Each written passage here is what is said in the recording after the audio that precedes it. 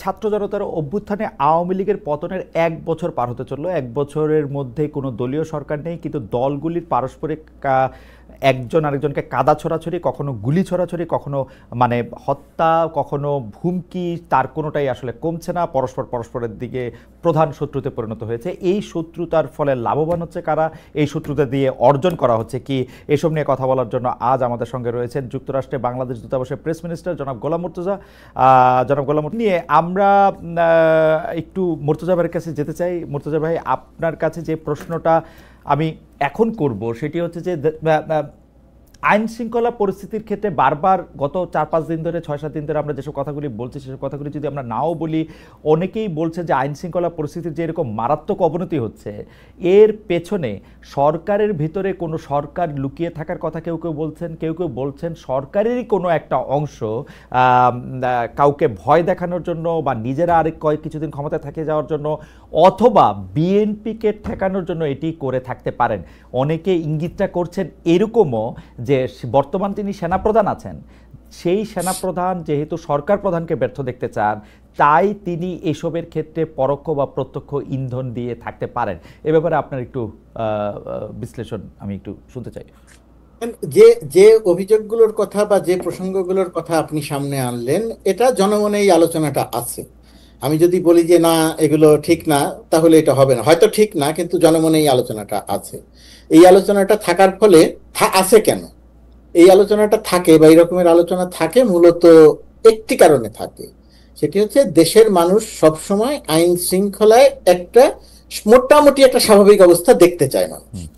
তো 5 আগস্টের পর থেকে, তার আগের অরাজকতার অংশ বাদ দিয়ে 5 আগস্টের পর থেকে প্রায় 1 বছর হতে চললো, এই সময়ে আইন শৃঙ্খলা পরিস্থিতি দেশের মানুষের প্রত্যাশা অনুযায়ী উন্নতি হয়নি। কোনো কোনো ক্ষেত্রে প্রত্যাশা এত বড়ভাবে ধাক্কা খেয়েছে যে যে কোনো মানুষ, ধরেন 5 আগস্টের আন্দোলনের সবচেয়ে বড় সমর্থক যে মানুষটা ছিল, সেই মানুষটাও হোঁচট খেয়েছে। এটা একটা বাস্তবতা। সেই বাস্তবতায় আমি সরকারের খুব ছোটভাবে এবং দেশ থেকে দূরে অবস্থান করে যেভাবে দেখেছি, সেটা দেখেছি যে এক ধরনের একটা চেষ্টা সরকারের মধ্যে আছে, কিন্তু যিনি বা যারা চেষ্টা করছেন তাদের চেষ্টাগুলো সঠিক পথে হচ্ছে কিনা সেটা নিয়ে একটা প্রশ্ন ছিল।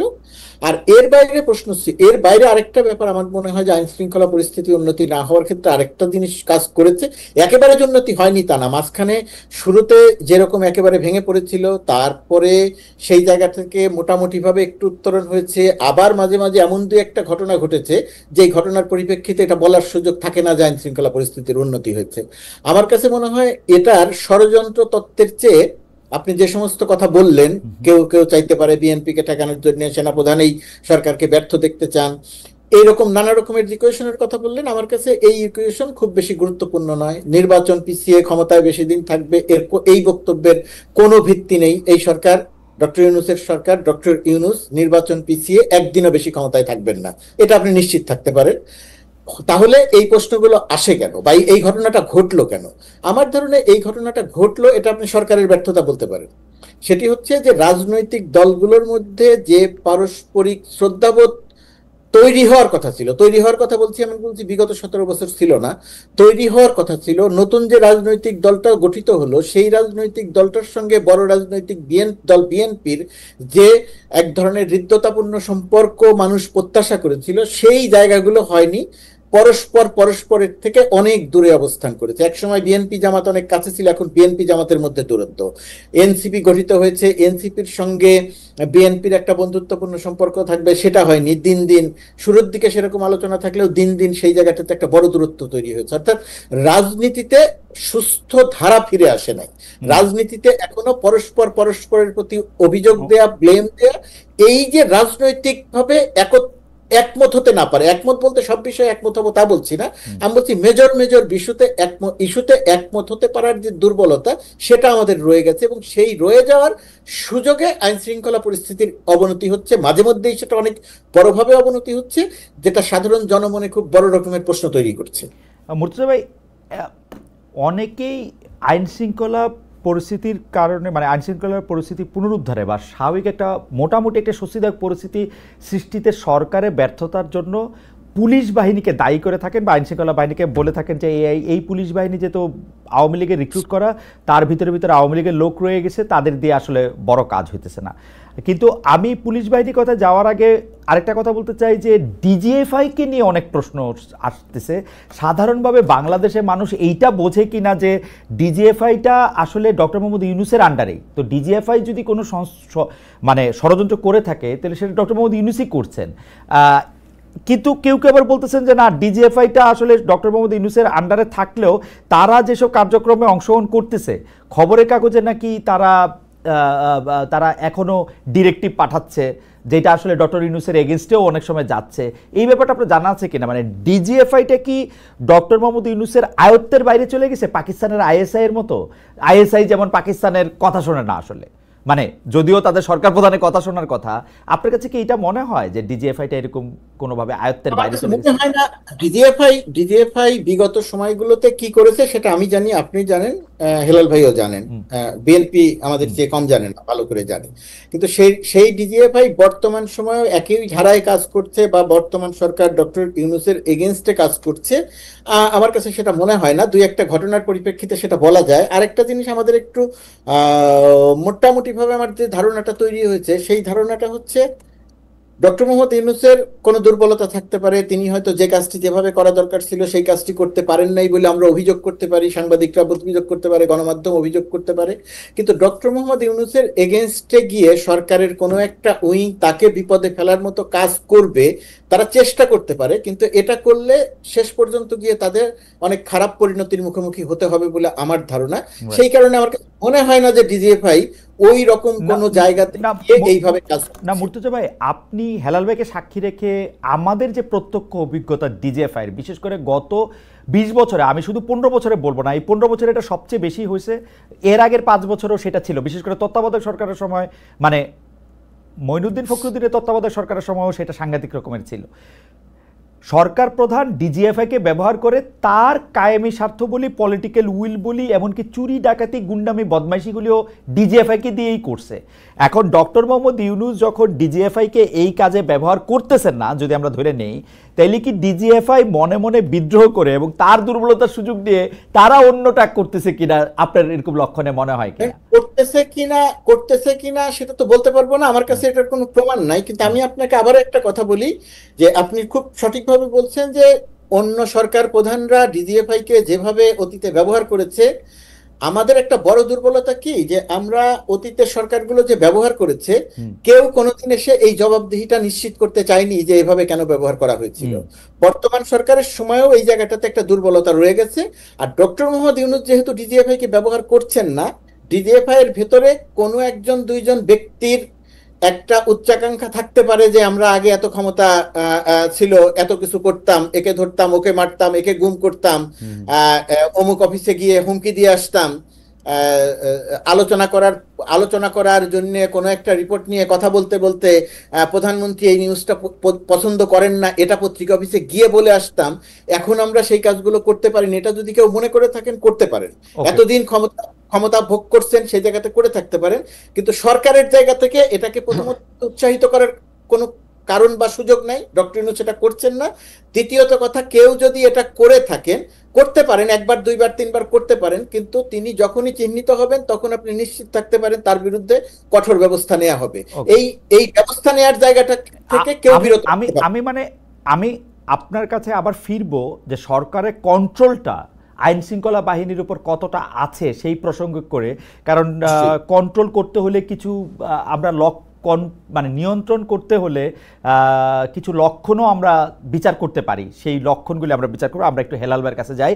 হেলাল ভাই, আপনাকে আমি যে প্রশ্ন করতে চাইছিলাম, দর্শকরা সেরকম প্রশ্নই করতেছে আসলে, বা মন্তব্য দিতেছে, আমি মন্তব্যগুলির কিছু জিস্ট পড়ে শোনাই, তাইলে মানে বা একটা দুটা জিস্ট বলি, কারণ মানুষ আবার নিজেদের নামে না, কিরকম মানে ছদ্মনামে, যেমন আমি যে মন্তব্যটা এখন দেখতে পাচ্ছি সেটা হচ্ছে ক্লাসিক মার্ট, মানে এটা তো নিশ্চয়ই মানুষের নাম হইতে পারে না, এটা কোনো একটা দোকানের নাম ব্যবহার করে বা প্রতিষ্ঠানের নাম ব্যবহার করে সে লিখতেছেন। উনি বলতেছেন যে বাট মন্তব্যগুলি এরকম যে, খালেদ ভাই, আমার একটা প্রশ্ন, আমি একদম কোট আনকোট করতেছি, যারা দলের কর্মী নিয়ন্ত্রণ করতে পারে না তারা 18-20 কোটি মানুষের দেশ চালানোর স্বপ্ন দেখে।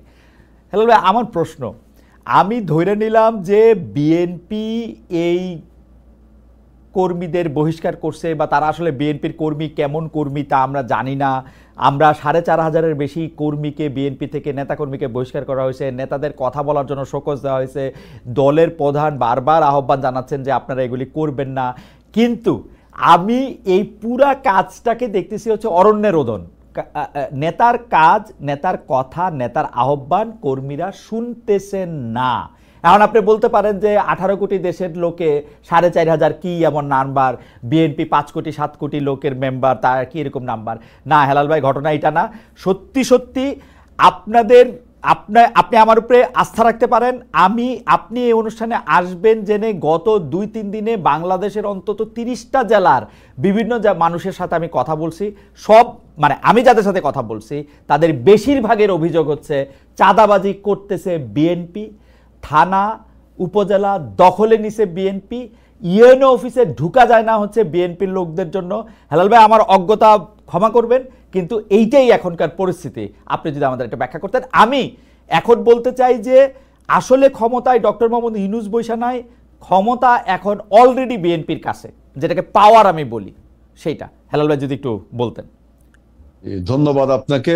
বিএনপি যদি নির্বাচিত হয়ে ক্ষমতায় আসতো তাহলে হয়তো বাংলাদেশ উপকৃত হতো, আমরা সবাই উপকৃত হতাম। যেহেতু এখনো নির্বাচন হয়নি, সুতরাং বিএনপি ক্ষমতায়, এই কথাটা ওইভাবে বলা যাবে না। এখন বক্তব্য হলো যে বিএনপি, আপনি জানেন যে এটা কোনো ক্যাডার ভিত্তিক সংগঠন না, এটা একটা multi class organisation. That means এটা গণমুখী একটা সংগঠন, এবং কর্মী রিক্রুটেড যে পদ্ধতি সারা পৃথিবীতে, সেই পদ্ধতিতে আমাদের দলে আপনার কর্মী সংগ্রহ করা হয় বা আপনার সাপোর্টাররাও আসেন।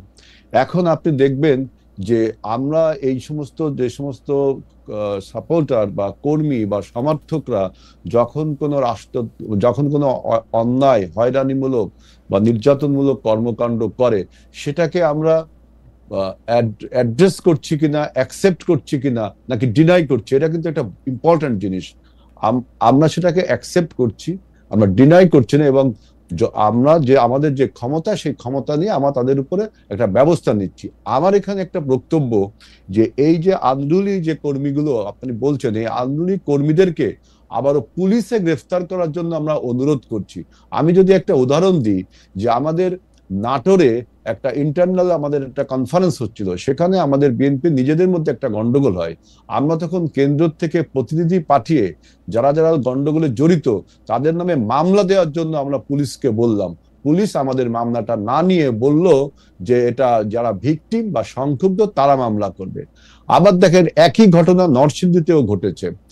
পয়েন্ট নাম্বার 2, এবার আপনি আসেন যে ঢাকার যে পুরনো ঢাকার যে ঘটনাটা ঘটলো, যে নৃশংস পৈশাচিক হত্যাকাণ্ড, নেককারজনক হত্যাকাণ্ড, আমরা এই ঘটনাটাকে যারা যারা জড়িত তাদেরকে বিচার এবং গ্রেফতারের জন্য অনুরোধ করলাম, আহ্বান জানালাম, এবং আমরা কখনো এটাকে ডিনাই করলাম না।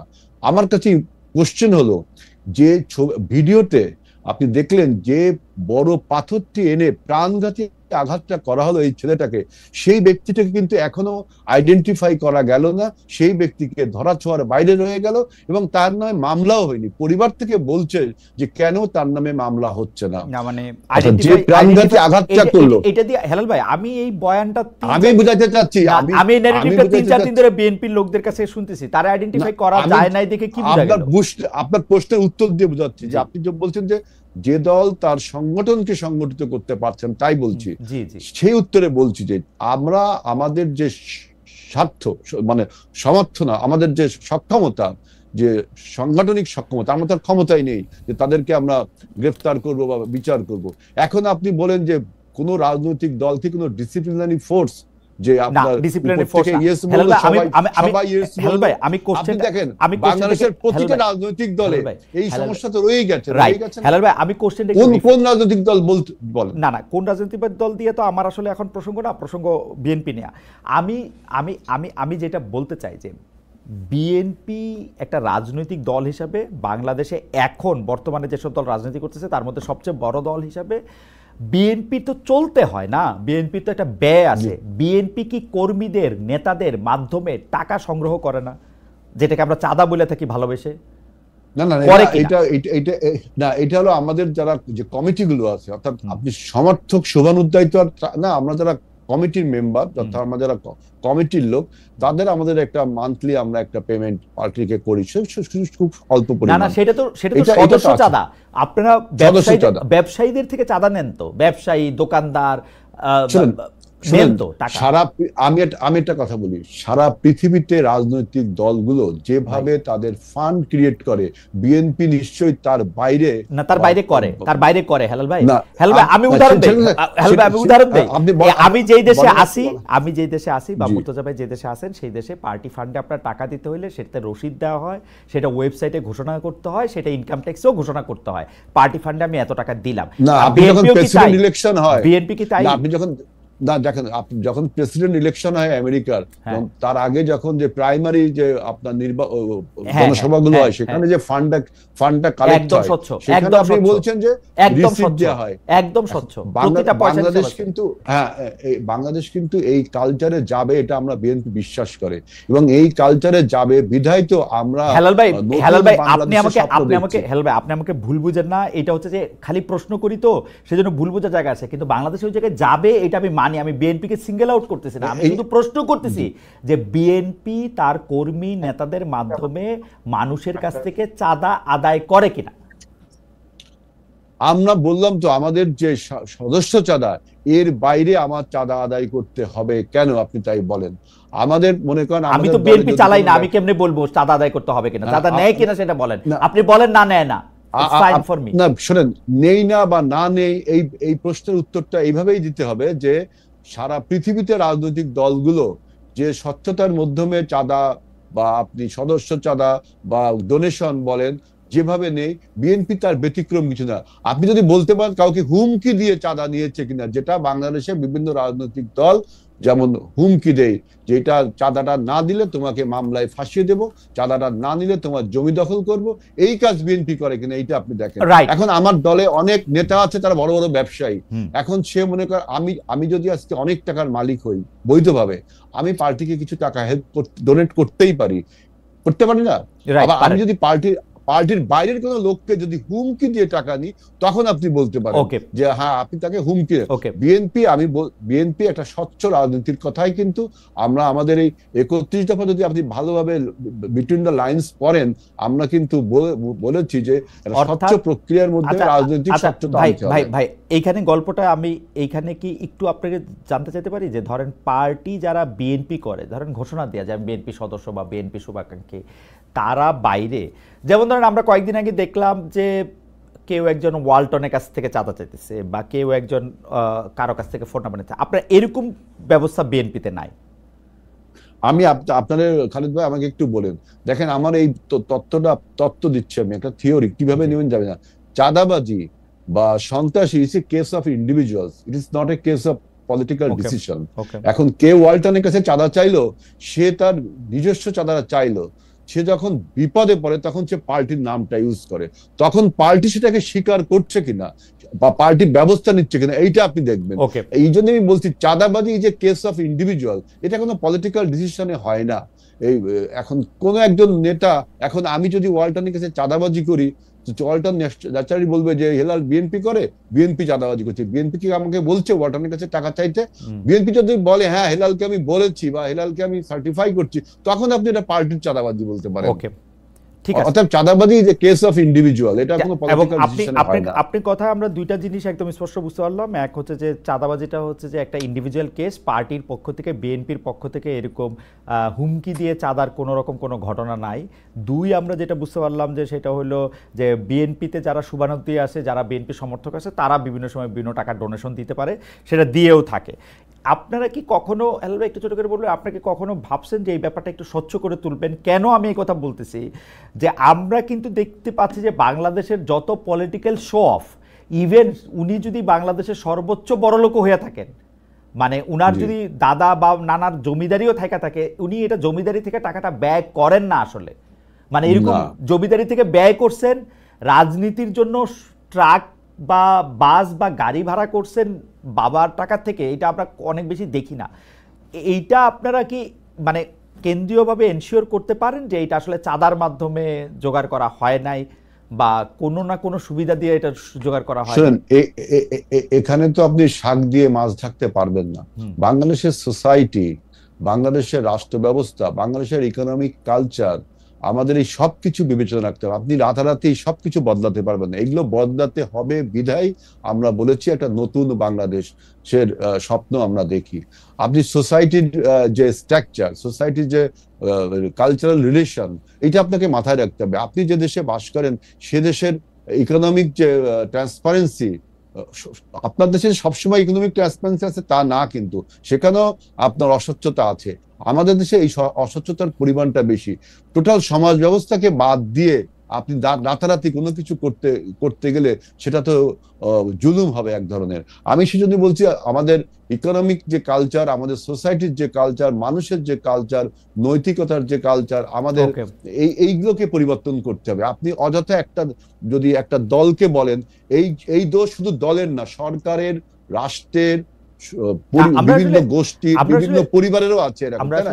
একজন বিখ্যাত ব্যক্তি যখন তার মেয়ের বিয়ে দেয়, দেখা যাচ্ছে সে অত 10 লাখ টাকার মালিক খরচ করছে 20 লাখ টাকা।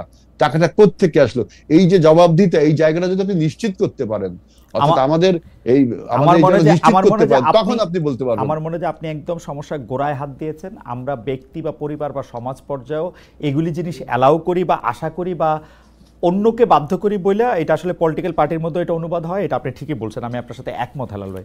আমি একটু মুর্তজা ভাইয়ের কাছে যাই যে মুর্তজা ভাই, সরকারের প্রশ্নে বা প্রসঙ্গে একটা প্রশ্ন আপনার কাছে আনতে চেয়েছিলাম যে সরকারের আসলে নিয়ন্ত্রণ আছে কিনা, এই সরকার আসলে আইন শৃঙ্খলা বাহিনীগুলির উপর নিয়ন্ত্রণ রাখে কিনা, বা সরকার এক ধরনের চোখ বদ্ধ করে একটি উট পাখি, বালিতে মুখ গুজে থাকা উট পাখি কিনা সমস্যা হয়। এবং যেটাকে আমি আসলে আমার আপনার দুজনেরই অনেক দিনের পরিচিত সাংবাদিক, বিখ্যাত দেশ বরেণ্য সাংবাদিক, এখন সরকারের মুখপাত্র বা আমরা যদি বলি যে প্রেস সেক্রেটারি, উনার কথাবার্তা বললেও আমরা অর্ধেক বুঝি না যে এটা মব না এটা প্রেশার গ্রুপ। আমরা এনসিপির লোকজনের কথাবার্তা শুনেও আমরা অর্ধেক বুঝি না। উনারা নিজের হাতে আইন তুলে নেওয়াটা কি আসলে উচিত কি উচিত না, এটা নিয়ে কথা বললেও ওরা আবার কষ্ট পায়। এইটাকে আপনারা আসলে কীভাবে দেখেন? মানে ঘটনা হয়েছে হলো খুন হইতেছে প্রকাশ্য দিবালোকে, ম্যাজিস্ট্রেসি পাওয়ার দিয়ে আর্মি সামনে আসে, সরকারের একজন খুবই যোগ্য স্বরাষ্ট্র উপদেষ্টা রয়েছেন, কিন্তু আসলে কোথাও কোনো কিছু কাজ করতেছে বা বইলা মনে হইতেছে না। এটাকে আপনি কিভাবে দেখেন? দেখেন, কিভাবে দেখার কিছু নাই আসলে। সাধারণ মানুষ যে চোখে দেখে, আপনি যে চোখে দেখেন, হেলাল ভাই যে চোখে দেখেন, ওই একটা চাঁদাবাজি বা একটা হত্যাকাণ্ড বা একটা অপকর্মের সঙ্গে বিএনপির কোনো একজন নেতা যখন বা কর্মী যখন জড়িত থাকেন, তখন হেলাল ভাই বা হেলাল ভাইয়ের উপরের নেতারা যেভাবে দেখেন, সাধারণ মানুষও সেভাবেই দেখেন। সুতরাং এইটাকে লুকানোর কিছু নাই। বালিতে মুখ লুকিয়ে আমি বলতে পারবো না যে সবকিছু ঠিক আছে, 1 নম্বর। 2 নম্বর হচ্ছে, আমি যে জায়গাটা বুঝি সরকারের আন্তরিকতার জায়গাটা নিয়ে, আমি মনে করি যে সরকারের একটা আন্তরিকতাটা আছে, কিন্তু সরকার যে জায়গাগুলোতে এখনো পর্যন্ত, আপনার প্রথম প্রশ্ন যে কন্ট্রোল এস্টাবলিশ করতে পারে নাই, সেটা তার অন্যতম একটা গুরুত্বপূর্ণ জায়গা হচ্ছে আইন শৃঙ্খলা পরিস্থিতি। সেই আইন শৃঙ্খলা পরিস্থিতি কন্ট্রোল করতে না পারার ক্ষেত্রে একটা প্রধানতম কারণ, সেনাবাহিনী ম্যাজিস্ট্রেসি ক্ষমতা নিয়ে রাস্তায় থাকলেও এই মূল কাজটা যেহেতু পুলিশ করে বা পুলিশকে করতে হয়, তো পুলিশকে এখনো পর্যন্ত পুরোপুরিভাবে অ্যাক্টিভ করা যায় নাই। না করতে যাওয়ার কিছু লজিক্যাল কারণ আছে। পুলিশের ভেতরে যে দলীয়করণ, যে সন্ত্রাসী কর্মকাণ্ড হয়েছিল, সেটার থেকে পুলিশ বিরত আছে এখন, কিন্তু এখনো পর্যন্ত পুরোপুরিভাবে কাজ করছে না। বিগত সরকারের সময় নিয়োগ পাওয়া লোকজন রয়ে গেছে, গুরুত্বপূর্ণ জায়গাগুলোতে তাদের অনেকে এখনো রয়ে গেছে। সবকিছু মিলিয়ে আমি যদি এটাকে এই অংশটুকুকে সামারাইজ করি, যে কন্ট্রোল প্রতিষ্ঠা করা বলতে যেটা বোঝায়, সেটা আসলে সরকার পুরোপুরিভাবে করতে পারে নাই। যে কারণে আপনি যে সমস্ত কথা বললেন, সেই সমস্ত কথা আরো অনেকে বলছে, আপনি একাই বলছেন না। এখন প্রশ্ন হচ্ছে, আমি যদি সরকার হই আর আপনি প্রশ্ন করবেন অথবা সমালোচনা করবেন, আমি এতে তেলে বেগুনে জ্বলে উঠবো, নাকি আমি মনে করব যে এই যে প্রশ্নটা করা হলো, এই যে সমালোচনাটা করা হলো, এই বিষয়টা আমি নতুন করে একবার একটু চিন্তা করব।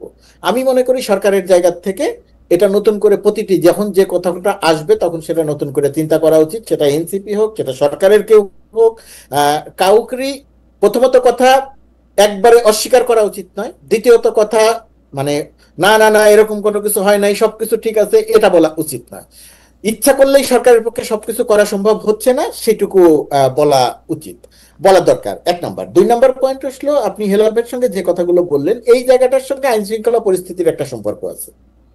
সম্পর্ক আছে বলতে, ধরেন বিএনপির অবস্থান যদি আমরা দেখি, ধরেন বিএনপির এমনও দেখা গেছে যে কোনো একটা অঞ্চলের একদল নেতা বালু, মানে বালু উত্তোলন করছে নদী থেকে অসৎভাবে। আমি সরাসরি আমার কথা দিয়ে বলি যে আমি ইউটিউবে কথা বলতে গিয়ে আমি সেই ঘটনাটা উল্লেখ করলাম, অমুক জায়গায় অমুক নেতার অনুসারীরা এইভাবে বালু উত্তোলন করছে, এই এই এই গ্রাম আছে, পাশে নদীর পাশে একটা বাড়ি আছে, সেই বাড়িটা দেবে যাচ্ছে।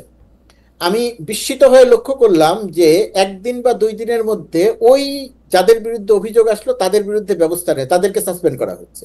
এখানে আবার সমস্যা আছে, এক পক্ষ সাসপেন্ড করতে চাইছেন, যিনি উপর থেকে সাসপেন্ড করেছেন তার পেছনে আবার তার কাছে গিয়ে আবার আরেক পক্ষ তদবির করছে যে না উনি তো আমার লোক, আমাদের লোক, এত বছর ত্যাগ স্বীকার করেছেন, সাসপেন্ড করা ঠিক হবে না, কিন্তু তারপরেও শেষ পর্যন্ত গিয়ে তাদেরকে ব্যবস্থা নেওয়া হয়েছে। এখন এটাকেই বিএনপি বলছে, যেটা হেলাল ভাইও যে কথাটা বললেন, যে যখন যার বিরুদ্ধে অভিযোগ আসছে আমরা তো তার বিরুদ্ধে ব্যবস্থা নিচ্ছি।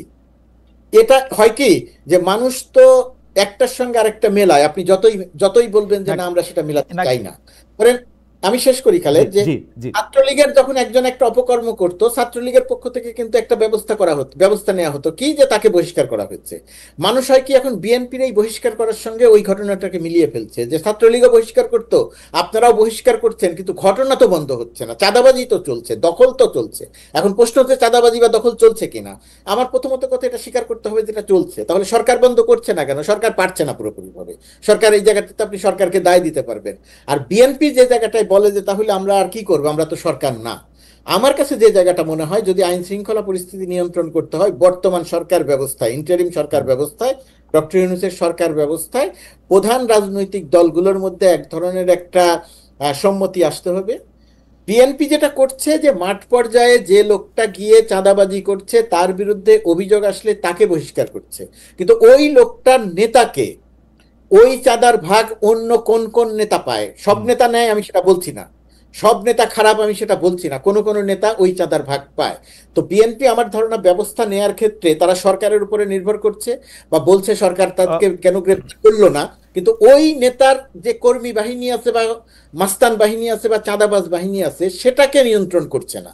ওই জায়গাটা যদি বিএনপি নিয়ন্ত্রণ করতে এবং সরকার যদি প্রশাসন দিয়ে অ্যাক্টিভ থাকতো, অর্থাৎ দুই পক্ষ যদি এক জায়গাতে আসতো, তাহলে আমার ধারণা আইন শৃঙ্খলা পরিস্থিতি অনেকটা উন্নতি হতো, এখন যে অবস্থা তার চেয়ে অনেক উন্নতি হতো। আমি একটু চট করে একটা কথা বলি মুর্তজা ভাই, আমরা কিন্তু এই সময় মানে আবারও শেখ হাসিনা সরকারের সময়ের কথা আসি, আমরা কিন্তু দেখেছি যে শেখ হাসিনা সরকার একটা আইন শৃঙ্খলা পরিস্থিতি নিয়ন্ত্রণ করতে যেসব জায়গাগুলিতে ব্যর্থ হয়েছে, দুর্নীতি নিয়ন্ত্রণ করতে যেসব জায়গাগুলিতে ব্যর্থ হয়েছে, এর একটা বড় কারণ হচ্ছে তারা নিজেরাই দুর্নীতিতে অংশগ্রহণ করছে। আইন শৃঙ্খলা পরিস্থিতির অবনতি ঘটানোর পেছনে তাদের প্রত্যক্ষ মদত ছিল বা নিজস্ব স্বার্থ ছিল।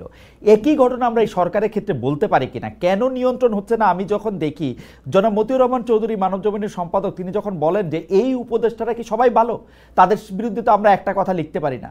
যখন একটা কথা সামনেও আসে উপদেষ্টাদের সেক্রেটারিদের সম্পর্কে, উপদেষ্টাদের বাবা সম্পর্কে, উপদেষ্টারা বিভিন্ন জায়গায় বিভিন্ন কিছু করা সম্পর্কে, আরেকটা রাজনৈতিক দলের সাথে সংশ্লিষ্ট সম্পর্কে, কোনো দুর্নীতি দমন কমিশনকে চিঠি দেওয়া প্রসঙ্গে, আমরা কিন্তু এগুলিকে সরকারের মাধ্যমে শক্ত হাতে দমন হতে দেখি না।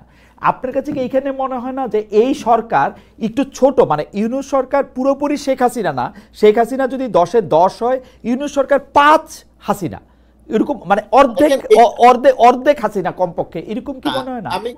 না, আমার কাছে তা মনে হয় না, মানে স্কেলে ছোট, কারণ এমনি বৈশিষ্ট্য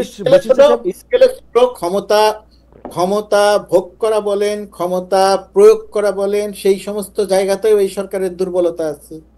সরকারের উপদেষ্টাদের আপনি কারো কারো বিরুদ্ধে, মতিউর রহমান চৌধুরীর মতিভাইয়ের যে কথাটা আপনি বললেন, সেই কথাটা বলা আপনি বলতে পারেন, আমি বলতে পারি, কিন্তু সেই কথাটা বলে শেখ হাসিনা সরকারের ওই দানবীয় কর্মকাণ্ডের সঙ্গে মিলাতে যাওয়াটা আমার ধারণা, মানে স্কেল আপ যদি আমরা করি, ধরা যাক না, স্কেল আপও করা যাবে না। আপনি বর্তমান সরকারের কোন উপদেষ্টার আপনি ওইভাবে তারা ক্ষমতা ব্যবহার করে দুর্নীতি করছে, তার দুর্বলতা বের করতে পারবেন, আপনি তার সমালোচনা করতে পারবেন, এই কাজটা তার করার কথা ছিল সেই কাজটা সে করতে পারেনি বলতে পারবেন, কিন্তু আপনি এই বর্তমান সরকারের ভেতরে একজন সালমান রহমান দেখাইতে পারবেন না। আপনি বর্তমান সরকারের ভেতরে একজন এই কি বলবো কিন্তু মুর্তজা ভাই, সালমান এফ রহমানও কিন্তু আওয়ামী লীগের প্রথম বছরে গিয়ে সালমান এফ রহমান হয়ে যায় নাই, তারা ওয়েট করতে হয়েছে 10 বছরে। তো টাইমেরও একটা ফ্যাক্টর আছে। আমি কইতেছি যে ছোট বড় আছে কিনা, মানে আছে না, আমার কাছে সেটা মনে হয় না ছোট বড় আছে, কারণ সরকারের কোনো উপদেষ্টা সরাসরি ভাবে দুর্নীতি করছে অথবা দুর্নীতি প্রশ্রয় দিচ্ছে, সেটা প্রশ্রয় দিচ্ছে আপনি বলতে পারেন হচ্ছে ওই জায়গাটাতে, তার যে জায়গাটাতে কঠোর ব্যবস্থা নেওয়া দরকার ছিল সেই সমস্ত জায়গাতে সে কঠোর ব্যবস্থা নিতে পারছে না। না মুর্তজা ভাই, আপনি সরকারে আছেন, আপনি সরকারের সাথে মিলেই কথা বলবেন, সেটা ঠিক আছে, কিন্তু মুর্তজা ভাই সত্যি সত্যি আপনি কি কোনো জায়গায় কোনো কন্ট্রাক্টর আগে যেমন সরকারি দলরে চাঁদা দিয়ে সরকারি দলরে তুষ্ট করে, আমি সোজাসুজি শেখ হাসিনার কথাই বলি, কারণ আমি 15 বছর শেখ হাসিনাকে এর জন্য দায়ী করে আসছি, এখনো তাই করি, যে শেখ হাসিনাকে টাকা দিয়ে উনি যেমন কাজ করতেন, এই টাকাটা দেয়া কি উনার বন্ধ আছে? এই টাকাটা উনি এখন কারে দেয়?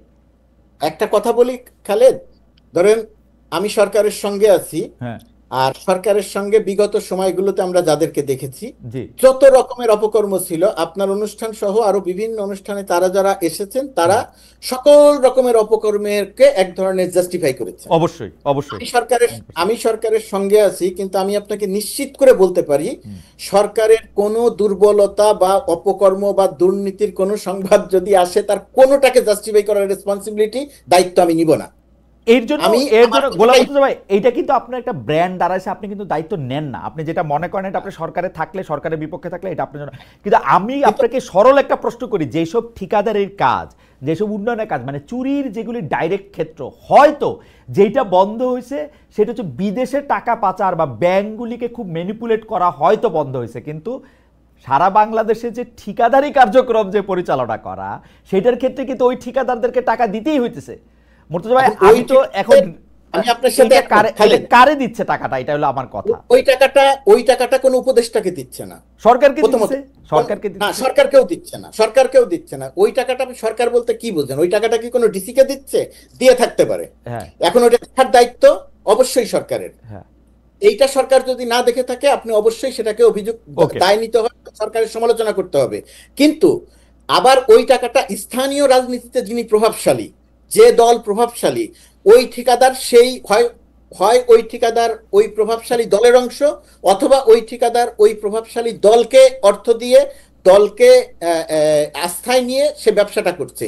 কিন্তু শেখ হাসিনা সরকারের সময় একেবারে সেন্ট্রাল থেকে যেভাবে সবকিছু কন্ট্রোল করা হতো, ঠিকাদার থেকে শুরু করে সবাইকে টাকা দিয়ে কার্যক্রম করতে হতো, বর্তমান সরকারের সময় এরকম কাজ হচ্ছে আমি খোঁজ নিয়েও জানার চেষ্টা করেছি, আমি এটা জানতে পারি নাই। যদি কখনো জানতে পারি এবং সুনির্দিষ্ট করে আসে, অবশ্যই আমি সেটা নিয়ে কথা বলবো, আমি কোনোভাবেই সেটাকে রাগঢাক করবো না, চাপা দিতে চেষ্টা করবো। মুর্তজা ভাই, আপনাকে ধন্যবাদ।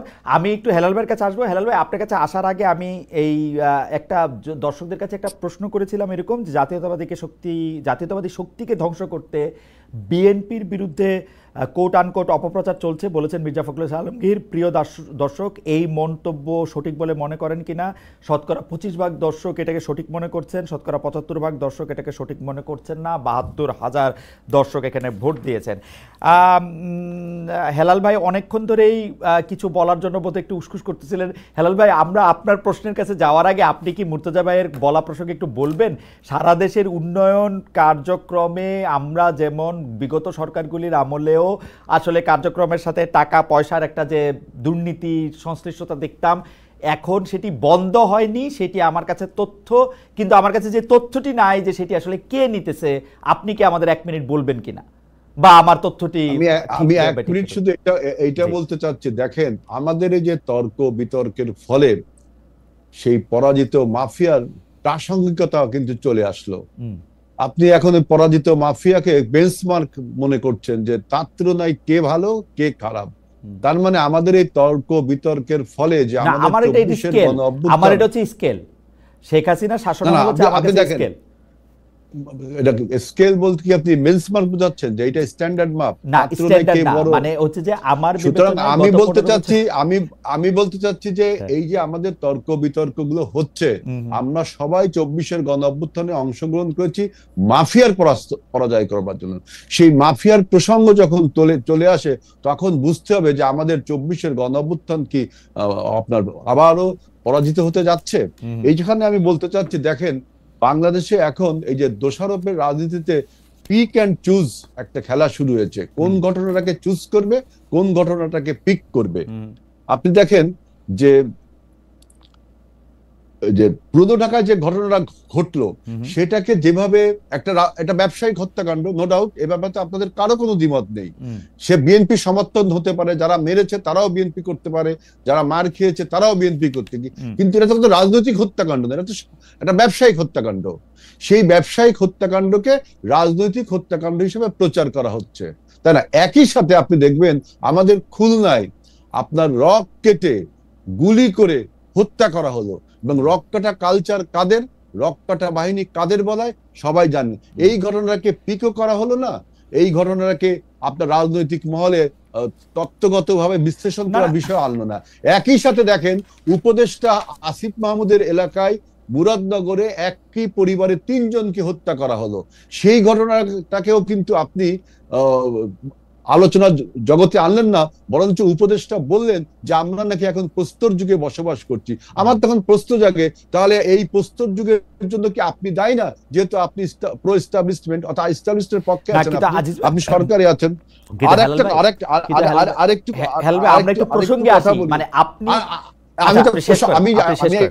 আরেকটু বলি, দেখেন যে চুজ অ্যান্ড পিক এই জন্য বললাম, আপনি যদি এখন বলেন যে আইন শৃঙ্খলা রক্ষাকারী বাহিনী কাজ করছে না, সরকার দুর্বল, আমি মনে করি যে এইগুলো সব ডেলিভারেটলি তারা সরকার দুর্বল, এবং ডেলিভারেটলি আপনার এই আইন শৃঙ্খলা পরিস্থিতি দুর্বল রাখা হচ্ছে। কারণ আপনি জানেন যে অ্যাডমিনিস্ট্রেশন, ল এনফোর্সিং এজেন্সিস, এইগুলো আপনার এই সমস্ত ঘটনা বাংলাদেশকে যদি আনস্টেবল রাখা হয় তাহলে লাভ কার? লাভ হলো মাফিয়া যারা পরাজিত হয়েছে 24-এ, এবং তাদের যে দোসররা আজকে বাংলাদেশের বিভিন্ন জায়গা ছড়িয়ে ছিটে আছে, তাদের লাভ যে বাংলাদেশ যদি আনস্টেবল থাকে, বাংলাদেশ যদি অস্থিতিশীল থাকে। আর একটি লাভ আছে আমাদের পার্শ্ববর্তী রাষ্ট্র ভারতের, যারা চায় বাংলাদেশ তাদের ক্লায়েন্ট স্টেট হোক।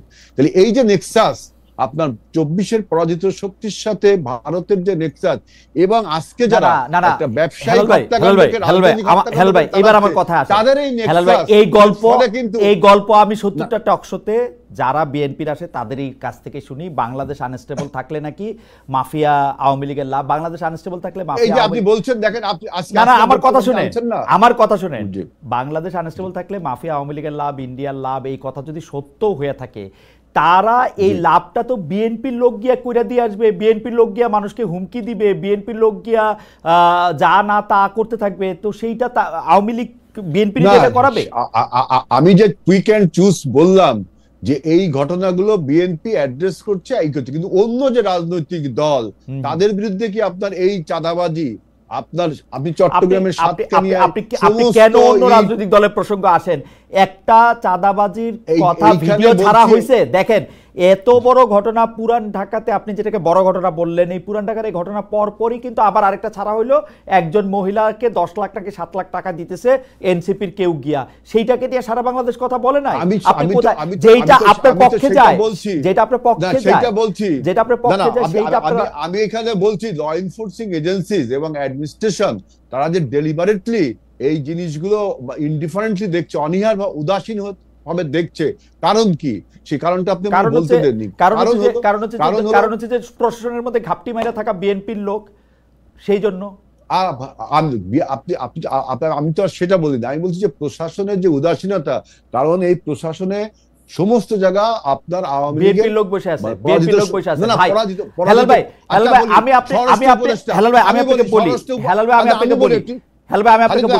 বাংলাদেশে কোন প্রশাসনে এখন আওয়ামী লীগের লোক নাই না, স্বরাষ্ট্র উপদেষ্টা আওয়ামী লীগের লোক নাই এখন, কারণ স্কিম, মানে স্বরাষ্ট্র উপদেষ্টা খুদাবক্স, উপ উপদেষ্টা খুদাবক্স, খুবই উনি খুবই 111 অ্যান্টি আওয়ামী লীগ লোক, ছিলাম না? খুবই অ্যান্টি আওয়ামী লীগ লোক, না, সে 111 এখানে অ্যান্টি আওয়ামী লীগ আর প্রো আওয়ামী লীগ বলছি না, খুবই 111 অ্যান্টি আওয়ামী লীগের লোক সে।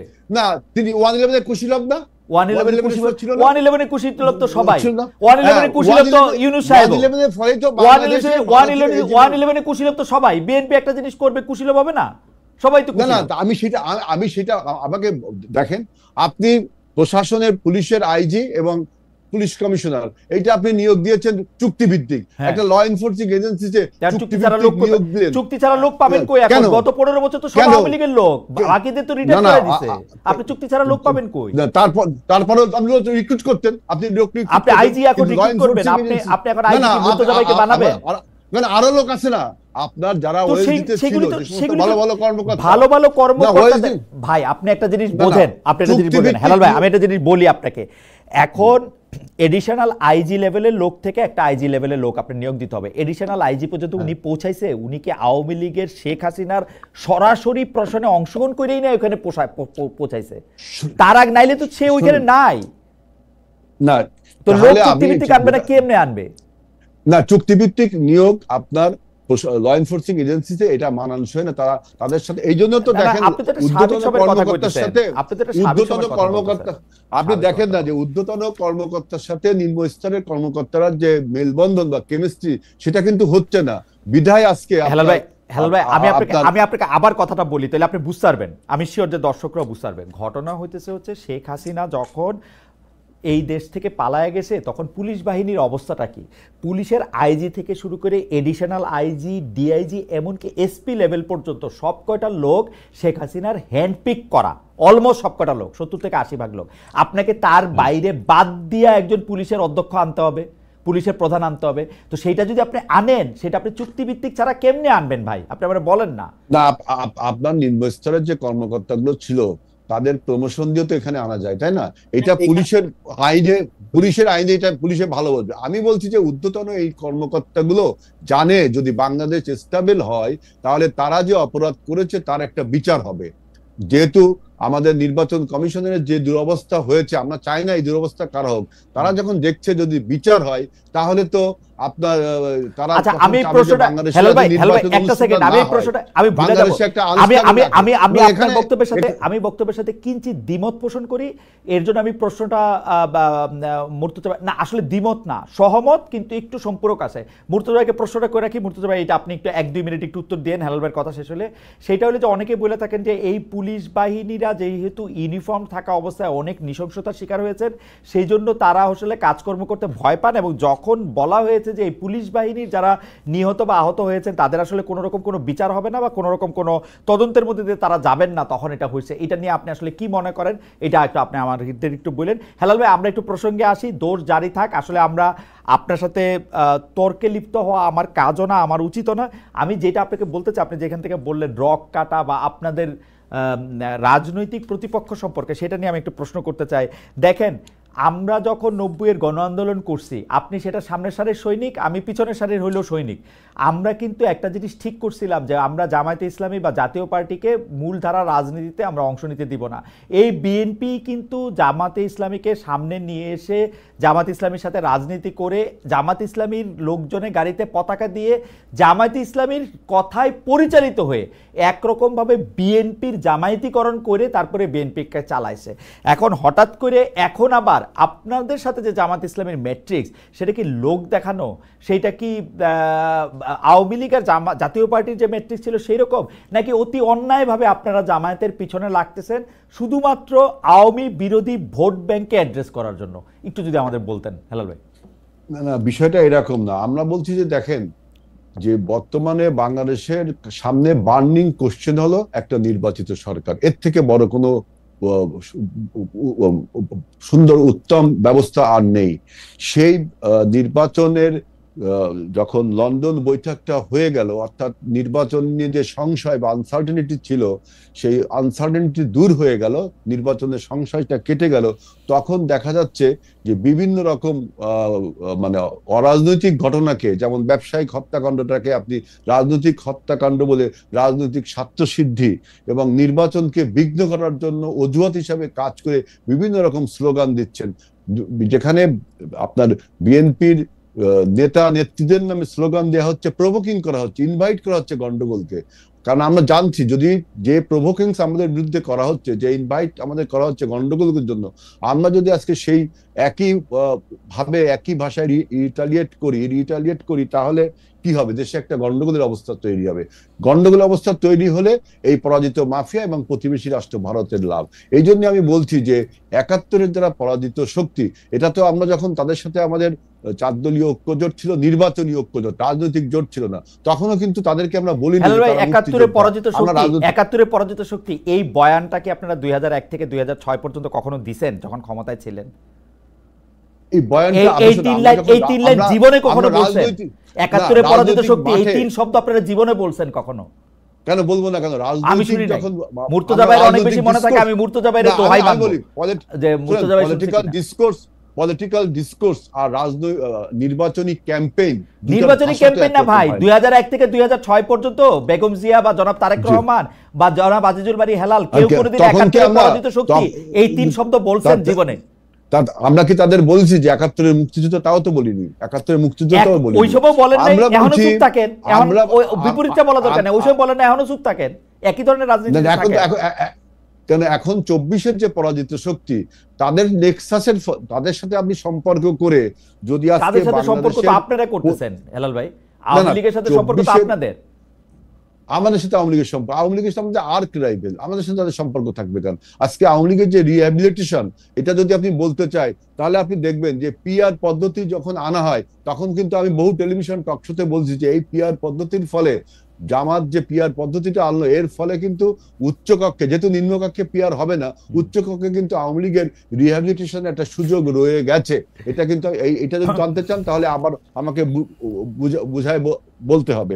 কিন্তু এখন বক্তব্য হলো যে বাংলাদেশে যখন একটা নির্বাচনী পরিবেশ বিরাজ করছে, নির্বাচনটা প্রয়োজন, ঠিক তখনই বিভিন্ন রকম বয়ান তুলে আপনার রাজপথকে আবারও অস্থিতিশীল করে তুলছে।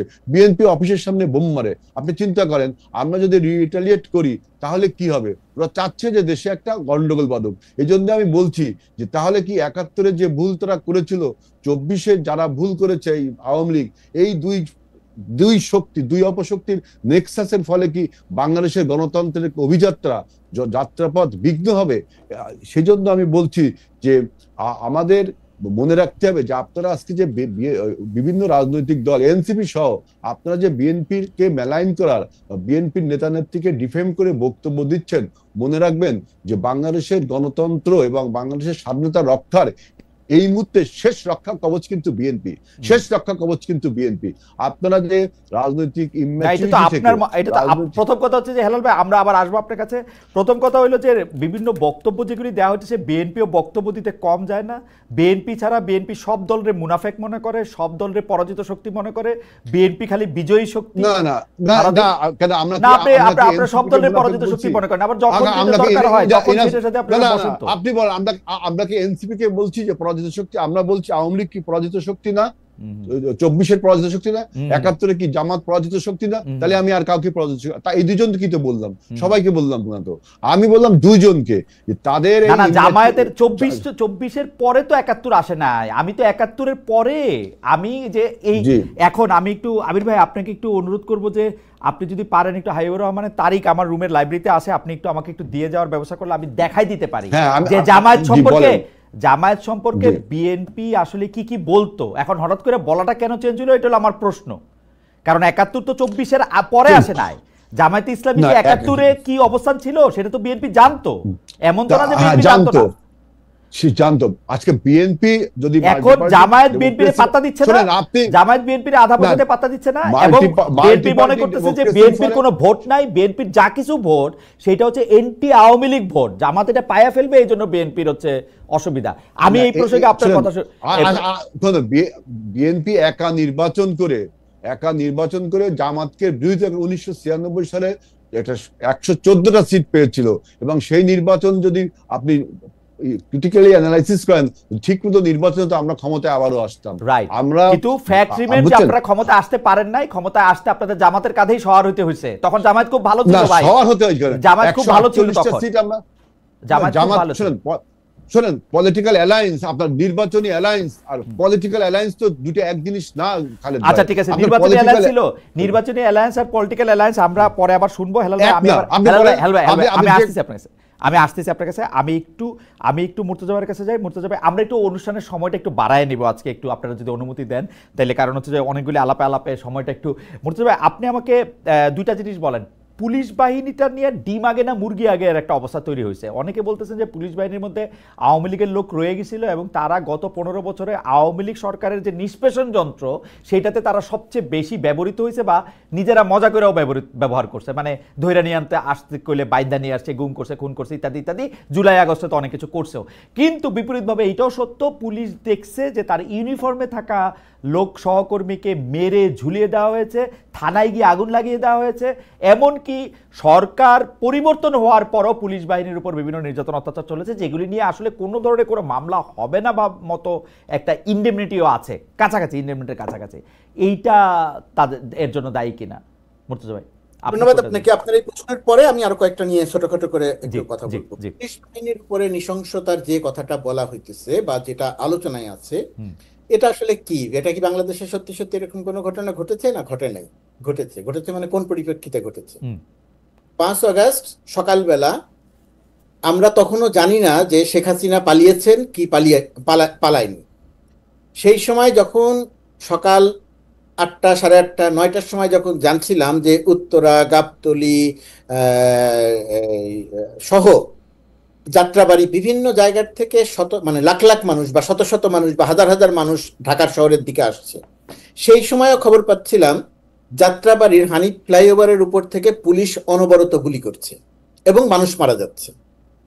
সেটার ভিডিও চিত্র আমাদের কাছে আছে, দেখেছি আমরা, সেটার স্থির চিত্র আমাদের কাছে আছে। যে সময় শেখ হাসিনা পালিয়ে গেছে সেই সময় সাভারে পুলিশ গুলি করে হত্যাকাণ্ড ঘটিয়েছে। এই দুটি ঘটনা আমি বললাম। এই দুটি ঘটনা কি এটা জাস্টিফাই করে যে যেহেতু পুলিশ হত্যা করেছে গুলি করে, সেই কারণে পুলিশের উপরে এই নৃশংসতা বা পুলিশকে হত্যা করা হয়েছে? ঘটনার প্রেক্ষিতটা আমাদের একটু বিবেচনায় রাখতে হবে। এই দুটি ঘটনা সহ অসংখ্য নজির আছে কারণে এবং অকারণে। কারণের চেয়ে অধিকাংশ ক্ষেত্রে অকারণে পুলিশ গুলি করে মানুষ হত্যা করেছে। যে ছেলেটি পাশে দাঁড়িয়েছিল তার সহকর্মীকে গুলি করে হত্যা করেছে। তার পরিচয় এনসিপি, মানে তার পরিচয় বৈষম্যবিরোধী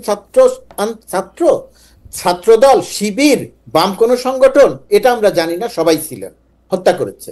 এই যে হত্যাযজ্ঞ চলেছে, হত্যাযজ্ঞ চলার সময়ে পুলিশের, তারও আরো অনেক আগে থেকে পুলিশের বিষয়ে সাধারণ জনমানুষ এবং বিশেষ করে আন্দোলনকারীদের যে মনোভাব তৈরি হয়েছিল, পুলিশ একটা সরাসরি শত্রুতে পরিণত হয়েছিল। সেই শত্রুকে যখন সে সামনে পেয়েছে নির্দয়ভাবে তাকে হত্যা করেছে। এরকম হত্যার ঘটনা বাংলাদেশে ঘটেছে। থানা পুড়িয়ে দেয়া, যে থানা পুড়িয়ে দিয়ে 13 জনকে হত্যা করা হয়েছে, ওই থানার ঘটনাটিকে আমরা জানি। সারা দিন ধরে ওই থানা থেকে মানুষকে উদ্দেশ্য করে গুলি করা হয়েছিল, গুলি করে বিক্ষুব্ধ মানুষকে আটকে রাখা হয়েছিল। যখন পুলিশের গুলি শেষ হয়ে যায় তখন বিক্ষুব্ধ জনতা থানার ভেতরে ঢুকে যায়, যে যেভাবে পেরেছে আগুন দিয়েছে, পিটিয়ে মানুষকে হত্যা করেছে। এটার চেয়ে বড় কোনো সত্য আর কিছু নাই, এটার সবচেয়ে বড় সত্য। এখন প্রশ্ন আসে যে আমি কি, যেহেতু পুলিশ সারাদিন ধরে গুলি করে মানুষ হত্যা করেছে, আহত করেছে, এখন পুলিশের যখন গুলি থাকলো না তখন কি আমি গিয়ে পুলিশের থানা আক্রমণ করার লাইসেন্স পাই কি পাই না? যদি আপনি সুস্থভাবে আলোচনা করেন, টেবিলে বসে আলোচনা করেন, তাহলে আমি বলবো না। আমার পয়েন্ট হলো এটা না, আমার পয়েন্ট হচ্ছে আমি এই প্রত্যেকটা পুলিশ হত্যা মামলার বা পুলিশ হত্যার মামলাটা আমি নিব কিনা বিচার করে তদন্ত করে, আমি সেইটাই পাই না। আমি যখন দেখি যে পরাজিত শক্তি আর বিজয়ী শক্তি, 1971 সালে পাকিস্তানিরা যখন পরাজিত হয়, রাজাকাররা যখন পরাজিত হয়, তখন মুক্তিযোদ্ধারা এমন অনেক ঘটনা ঘটিয়েছিল যেটা ঘটার কথা ছিল না, প্রকাশ্যে গুলি করে সাধারণ রাজাকারকে হত্যা করা হয়েছে। এখন বিজয়ী শক্তি পরাজিত শক্তির অপকর্মের বিচার করে, পরাজিত শক্তি বিজয়ী শক্তির বিচ্যুত কোনো ঘটনার বিচার করে না। তো যেহেতু বিচার করে না, সেই কারণে পুলিশ যেহেতু মানুষ হত্যা করেছে, শেখ হাসিনা 15 বছরকে দিয়ে পুলিশকে দিয়ে এমন কোনো অপকর্ম নাই যে অপকর্ম করায় নাই। সেই ঘটনার পরিপ্রেক্ষিতে যে 40-42 জন বা আরো দুই একজন কম বেশি পুলিশ সদস্য নিহত হয়েছেন, আমি একজন পুলিশ সদস্য নিহত বা হত্যারও বিপক্ষে, হওয়া উচিত হয় নাই। কিন্তু এখন ওই ঘটনা, আমি ঘটনাটা বলছি এই কারণে, কারণ আমি জানি যে আপনি এই প্রশ্নটা করবেন এবং এই প্রশ্নটা প্রাসঙ্গিকভাবে আসবে। আপনার চেয়ারে আমি থাকলে আমিও আপনাকে ঠিক এই প্রশ্নটাই করতাম। কিন্তু বিজয়ী শক্তি আর পরাজিত শক্তির এই পার্থক্যের জায়গাটা বিবেচনা করতে হবে, এবং ওই কারণেই যারা এত ত্যাগ স্বীকার করে 1,500-2,000 মানুষের রক্ত দিয়ে যে আন্দোলন সফল করেছে, এই 1,500-2,000 মানুষকে হত্যার নেতৃত্ব দিয়েছে যে বাহিনী, সেই বাহিনীর 40 জনের বিচার এখন এই 2,000 মানুষ হারানোওয়ালারা করবে, এটা প্রত্যাশা করা যায় না। এটা বাস্তব না না, আমরা সেটাকে উই আর দে দেখতেছি কেন মুর্তজা ভাই? এটা যদি আমি আর আপনি দেখি তাহলে কি আমরা এটা অস্বীকার করি না? পুলিশ কে আসলে? পুলিশ তো পিজেন্টস ইন ইউনিফর্ম। মানে ও তো ওর উপরে, মানে যে লোকটা শেখ হাসিনা ক্রিম খাইছে, যে লোকটা, মুর্তজা ভাই, যে লোকটা রাস্তায়, যে লোকটা ক্রিম খাইছে, যে লোকটা আমার বন্ধু এসপি বা আপনার বন্ধু ডিআইজি বা হেলাল ভাইয়ের বন্ধু আইজি, তারা কিন্তু শেখ হাসিনা ক্রিমটা খাইছে, রাস্তার ওই কনস্টেবলটা না। কিন্তু বেশি রাস্তার ওই কনস্টেবলকে দিয়ে আপনাকে গুলি করে হত্যা করিয়েছে। হ্যাঁ, ধরেন নারায়ণগঞ্জে বিএনপি,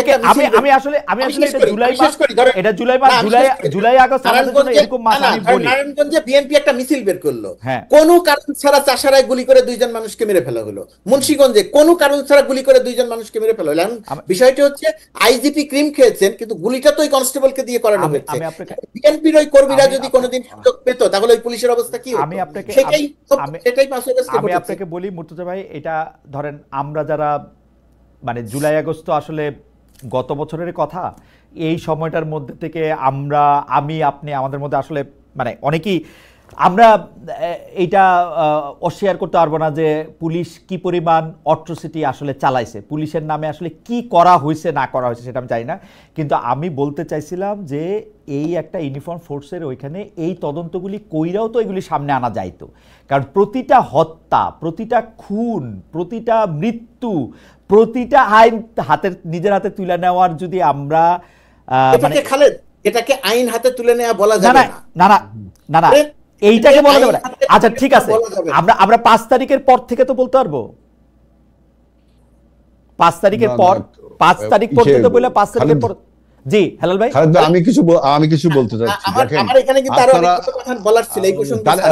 মুর্তজা ভাই আমি একটু বলি, দেখেন, পরাজিত শক্তিকে মারতে হবে এমন কোন বিধান পৃথিবীতে আছে বলে আমি মনে করি না।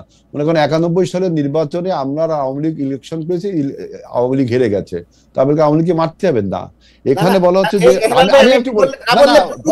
বড় ভুল বুঝাবুঝি থেকে যাবে। আপনার পক্ষে বলছি।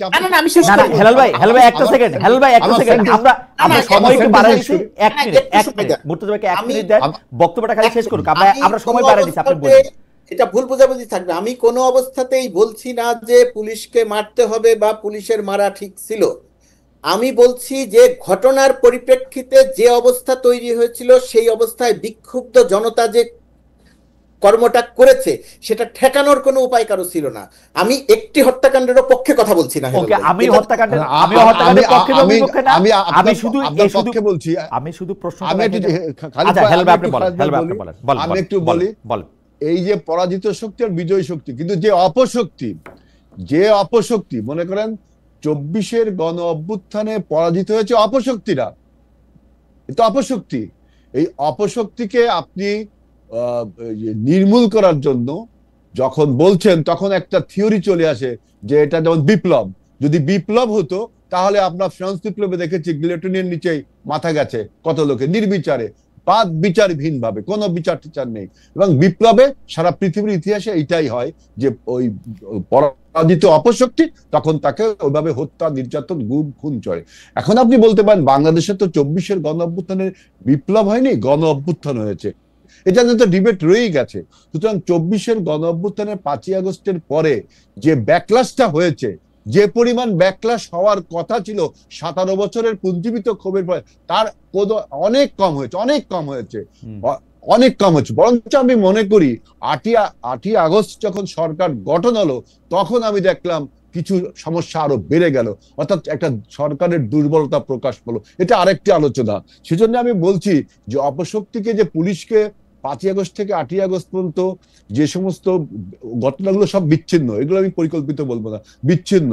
এটাকে আপনি বিপ্লব আখ্যা দিয়ে জায়েজ করতে পারেন, আবার গণ অভ্যুত্থান আখ্যা দিয়ে না জায়েজও করতে পারেন। কিন্তু যে অপশক্তি, সেখানে মানুষের যে রোষ, যে রোষানল, সেটার শিকার তারা হয়েছে। এইটা, এই ব্যাকলাশটা পৃথিবীতে সবসময়, এইটা নিয়ে আলোচনা করে আপনি অনেক বড় বড় বই লিখতে পারবেন, অনেক তথ্য দিতে পারবেন, কিন্তু এটাই অনেকগুলো স্বাভাবিক প্রসঙ্গ জিনিস। ছিল যেটা নিয়ে ছোট ছোট করে কিছু বলার ছিল। জি, আসতেছি আমি মুর্তজা ভাই আপনার কাছে। যে আর মুর্তজা ভাই, আর আর আর হেলাল ভাই, আরেকটা হেলাল ভাই, কথা, হেলাল ভাই, আপনার কাছে আরেকটা আমি কথা, প্রশ্নটি আসবো। আপনি কি 111 কে সার্টিফাই করছেন? এই যে করছেন? খোদা বক্সের কথা বললাম, তাহলে কি 111 কে সার্টিফাই করছেন? কারণ 111 এর ফলে বাংলাদেশ ভারতের হেজিমনিতে পরিণত হয়েছিল। আমি বলি, তাহলে 111 কে আমি বলি সার্টিফাই হেলাল ভাই, করছেন আপনি? হেলাল ভাই, এখনকার ঘটনা হইতেছে যে এটা সবচেয়ে ভালো জিনিস হচ্ছে সবকিছুই রয়ে যায়। 111-এর 1 বছর পূর্তিতে তৃতীয় মাত্রায় জিল্লুর রহমান ভাইয়ের অনুষ্ঠানে আমি গেছিলাম, ব্যারিস্টার সারা হোসেন গেছিলেন, রুবায়েত ফেরদৌস গেছিলেন। 111 1 বছরের পূর্তিতে আমি ওইখানে গিয়াও, তখনও কিন্তু 111-এর সরকার আছে, আমি ওইখানে গিয়েও ওই সরকারের বিপক্ষেই বলছিলাম। কোনো অনির্বাচিত সরকারের পক্ষে আমার 1 সেকেন্ড অবস্থান না। না, আমি সেই জন্যই বলছি যে 111-এর যারা ছিল, তারা এখন ক্ষমতায় আছে। না, খোদাবক্সকে আপনি 111-এর সাথে মিলায়া আপনি ওই জিনিস, খোদাবক্স 111-এর সময় খুব ছোট একটা পণ ছিল, ভেরি ইনসিগনিফিকেন্ট। এখন যে পুলিশ উদাসীন, পুলিশ যে আপনার উদাসীন, আপনি যদি ফেইলার বলেন বা উইক বলেন, তাহলে বলবো যে আপনি ভুল ব্যাখ্যা করছেন, ভুল থিওরি দিচ্ছেন। পুলিশের কিছু কিছু ঊর্ধ্বতন কর্মকর্তা